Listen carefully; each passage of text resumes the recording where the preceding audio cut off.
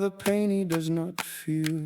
I feel no anger nor sorrow, thus I have forgotten myself.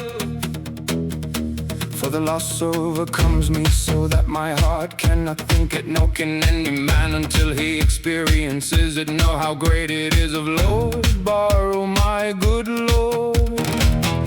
So whether I sing or laugh or weep, I value it no more than I did before.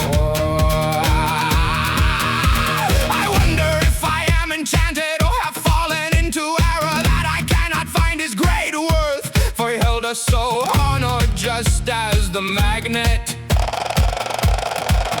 draws iron and makes it rise. He made hearts straighten toward worth, forced and heavy, and he who took worth and joy and honor, since generosity, fortune, and riches from us, cares little for our advancement.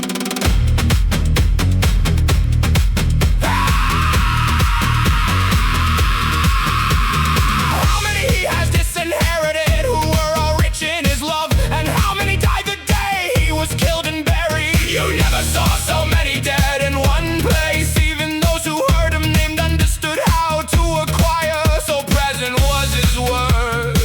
For he knew how to raise his name from small to great, from great to greater, until no walls could enclose it.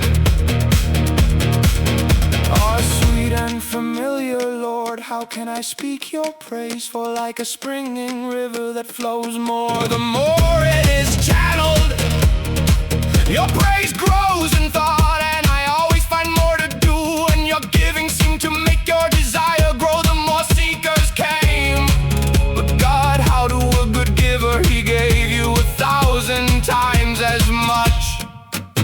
And then, when you were highest, you fell like a flower, that when one sees it at its most beautiful, then it falls most quickly. But God shows us by signs that we should love him alone, and hate the wretched world where one passes as a wayfarer, for all other worth turns to dishonor, and all other sense to folly, except for those who do his commands.